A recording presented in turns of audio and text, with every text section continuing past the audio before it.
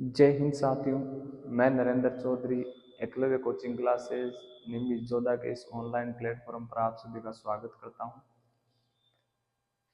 अब जो राजस्थान सरकार द्वारा जो वैकेंसीज निकाली गई है, फोर्थ ग्रेड की लगभग 53,000 पदों की जो वैकेंसी है, इसके अलावा आगे खूब राजस्थान की सरकार ने वैकेंसियाँ निकाली है। थर्ड ग्रेड जो जनवरी फरवरी में संभावित है।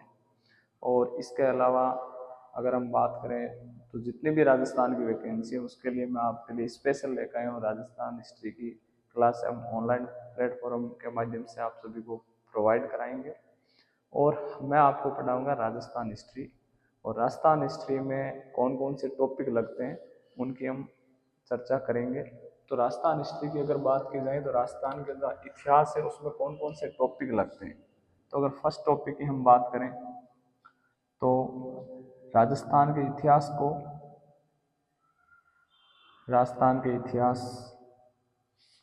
को जानने के स्रोत कौन कौन से सोर्स हैं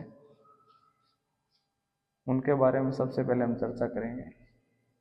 और इनका विभाजन, जैसे राजस्थान की हिस्ट्री है उसका विभाजन राजस्थान इतिहास का जो डिवाइडेशन किया गया है वो भी हम डिटेल्ड जानेंगे। अगर हम बात करें राजस्थान हिस्ट्री तो राजस्थान हिस्ट्री को हम 3 भागों में बांट सकते हैं। एंशियंट हिस्ट्री ऑफ राजस्थान है, राजस्थान जो प्राचीन समय का जो राजस्थान है वो, उसके अलावा मध्यकाल, और इसके अलावा हम मिडाइवल हो गया मध्यकाल, और मॉडर्न हिस्ट्री हो गई वो हो गई आधुनिक काल। तो इन तीनों को हम अलग अलग तरीके से जानेंगे। तो इसमें पहला टॉपिक रहेगा राजस्थान के इतिहास को जानने के स्रोत, और उसके बाद में और इससे पहले हम ये जानेंगे कि राजस्थान के इतिहास का विभाजन हम कितने भागों में कर सकते हैं। और अगला हमारा टॉपिक रहेगा राजस्थान की प्राचीन सभ्यताएं, ancient civilisation of Rajasthan, Rajasthan की प्राचीन सभ्यताएं। फिर हमारा अगला जो टॉपिक रहेगा वो रहेगा जनपद, कि राजस्थान में कौन कौन से जनपद थे, किस जनपद की कौन सी राजधानी थी, और वर्तमान राजस्थान के अगर परिप्रेक्ष्य की बात करें तो कौन सा जनपद जो उस समय स्थित था उसमें हमारे वर्तमान में जो जिले हैं वो कौन कौन से आते हैं, ये भी हम पढ़ेंगे।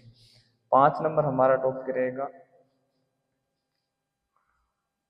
राजस्थान के राजवंश, कि राजस्थान के जो प्रमुख डायनेस्टीज हैं, जैसे राठौड़ डायनेस्टी, मेवाड़ के जो डायनेस्टी गुइल डायनेस्टी है, फिर सिसोदिया राजवंश आया। फिर अगर हम बात करें तो जो जाट राजवंश था धौलपुर और भरतपुर में, मुस्लिम रियासत टोंक थी जैसे किशनगढ़ के राठौड़, बीकानेर के राठौड़, फिर चौहान राजवंश था उसके बारे में हम चर्चा करेंगे। अगला हमारा जो 6 नंबर टॉपिक रहेगा राजवंश के बाद में 1857 की क्रांति, रिवोल्यूशन ऑफ 1857, और उसके बाद में रहेगा जनजातीय व किसान आंदोलन, जो पीजेंट मूवमेंट हुए थे और जो ट्राइबल मूवमेंट हुए थे उनकी भी हम चर्चा करेंगे राजस्थान लेवल पे। इसके अलावा हमारा जो 8 नंबर टॉपिक रहेगा वो रहेगा हमारा प्रजामंडल, एकीकरण और किसान आंदोलन के बाद में रहेगा प्रजामंडल। प्रजामंडल के बाद में हमारा रहेगा जो टॉपिक रहेगा वो रहेगा एकीकरण। तो ये यहाँ से लेके राजस्थान इतिहास का विभाजन से लेके फिर राजस्थान के इतिहास को जानने के सोर्स कौन कौन से हैं, फिर राजस्थान की प्राचीन सभ्यताएं, एंशिएंट सिविलाइजेशन या सभ्यता स्थलों के बारे में चर्चा करेंगे। उसके बाद में जनपदों के बारे में चर्चा करेंगे। जनपदों के बाद में राजस्थान के जैसे राजवंश, राठौड़, कुहिल यानी मेवाड़ के राजवंश सिसोदिया व गुहिल, फिर चौहान, ये मुख्य रूप से इसमें जो डायनेस्टीज है वो आ जाएगी। फिर हम रेवोल्यूशन पढ़ेंगे 1857 की क्रांति राजस्थान संदर्भ में राजस्थान, और उसके अलावा जनजातीय ट्राइबल जो मूवमेंट हुए थे और जो पीजेंट मूवमेंट हुए थे राजस्थान में उसके बारे में भी हम पढ़ेंगे। और फिर है प्रजामंडल, और प्रजामंडल के बाद में राजस्थान का इंटीग्रेशन कैसे हुआ इसके बारे में भी हम चर्चा करेंगे। तो ये मुख्य हमारे राजस्थान के इतिहास के कुछ टॉपिक्स हैं और आजकल इन्हीं से ज़्यादा प्रश्न आते हैं।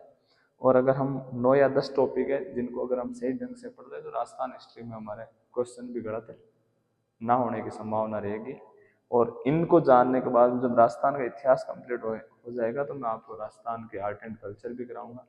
हमारे जो प्रवीण जी सर है वो आपको राजस्थान की ज्योग्राफी भी करवाएंगे, तो आप हमसे जुड़ें और इन टॉपिक्स, इन जो प्रमुख Rajasthan history, Rajasthan art and culture, Rajasthan का जो लगभग पूरा जीके हम आपको प्रोवाइड कराएंगे 4th ग्रेड के लिए, BSTC के लिए और राजस्थान पुलिस के लिए और 3rd ग्रेड मेन एग्जाम के लिए। धन्यवाद।